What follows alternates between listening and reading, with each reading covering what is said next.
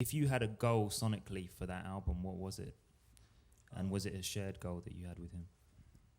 Let's see. Well, it's definitely.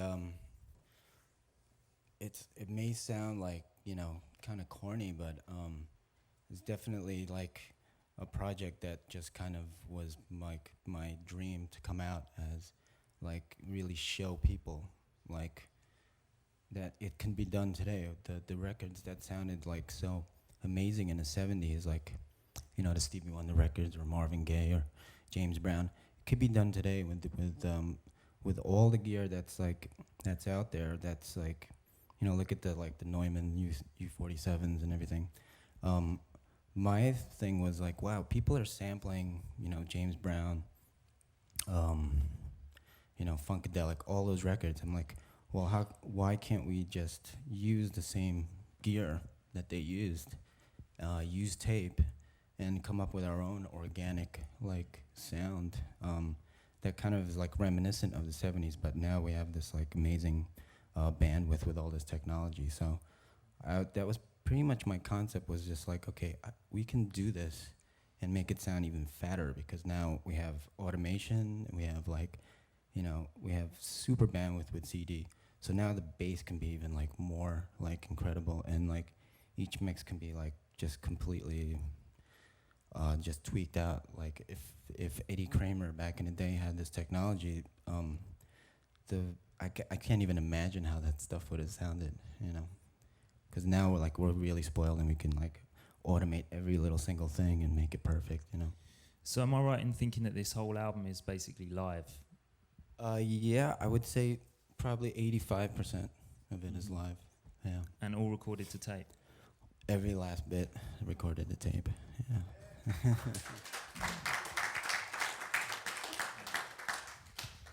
I mean, was it 5 years in the making, something like that? It was 3 years altogether. Right. Yeah. And I mean, Electric Lady Studios is expensive enough. I mein, 2-inch tape is pretty expensive itself. Yeah, we ended up using like 120 reels of tape and stuff.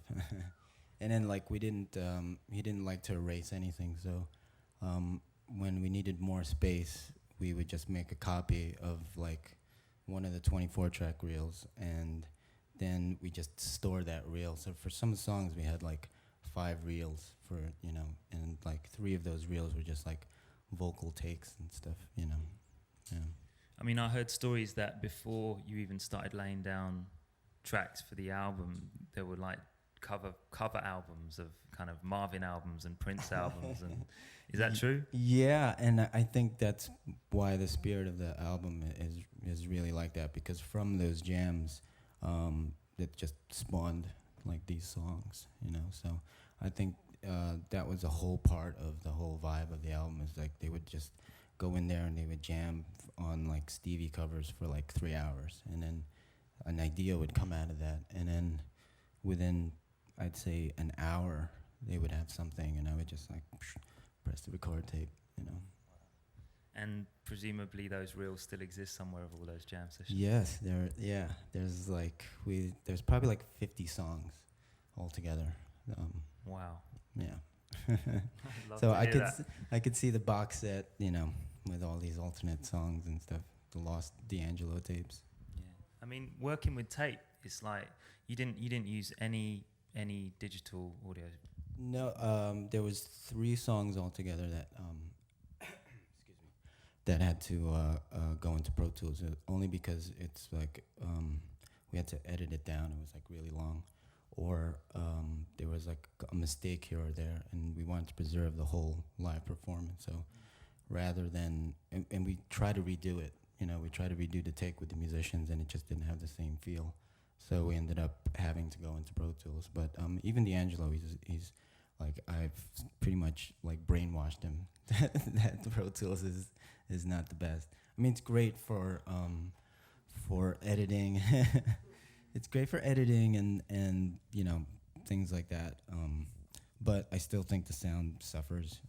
It's getting better, but at this point, it's still, to me, it doesn't come close to analog, to tape.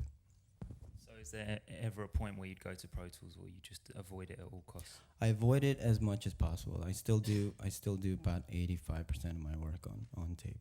Yeah, and mix everything to tape as well. I mean, on this record, there's so many layers, especially vocal layering. I mean, on a track like The Root, for example, there must be 30 different voices or something. There's actually probably more like 40 or something or more.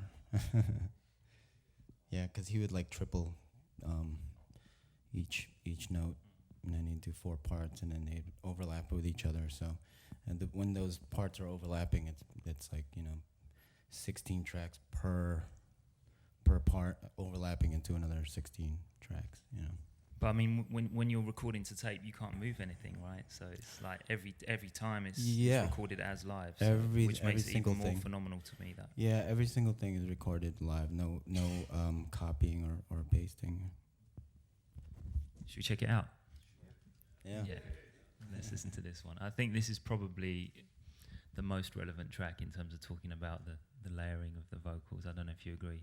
This is a track called The Root. I think so, yes. Right. Sorry, my vinyl's a bit mashed. I played this one a few times.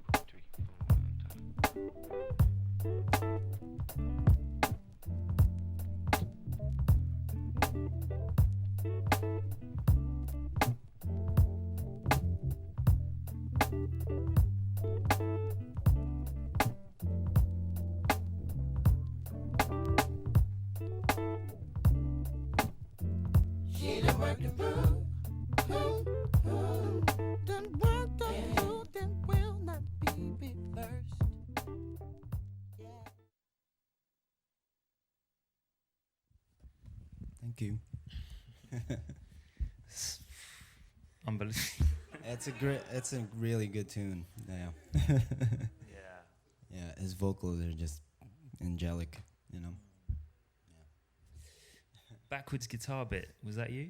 Yeah, kind of thought of that idea because they were jamming on song came about when they were jamming out to like Jimi Hendrix covers and stuff.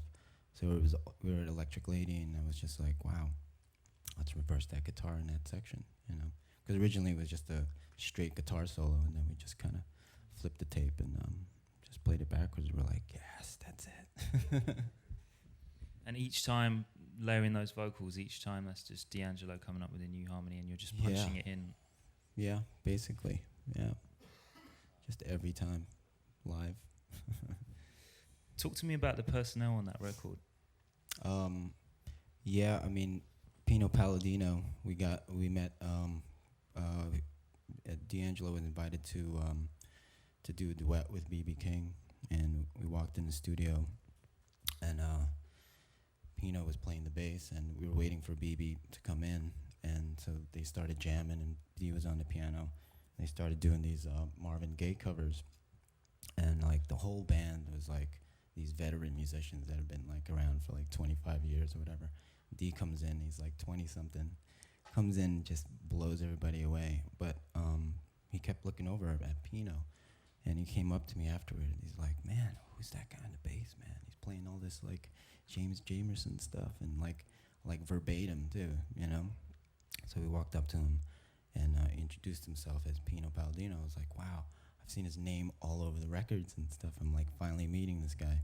Turned out he's a huge D'Angelo fan. So he came to the studio like 3 months after that, and That was it. We just like fell in love with Pino.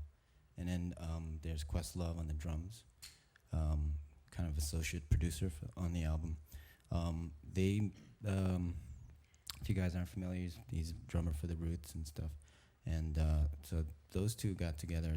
They're like those two together is like I don't know.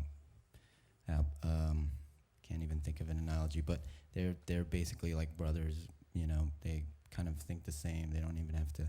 They can just look at each other and know that they should change, or you know, they really have this like real strong bond musically and spiritually. I think, you know. So hoping they patch things up and he can come back on the record again. But right now they're kind of like in shaky territory. And the guitar player that played on that song, that's Charlie Hunter, was actually playing the bass and guitar at the same time, which is kind of unbelievable. But he plays this 8-string guitar. It's like 5 strings regular guitar.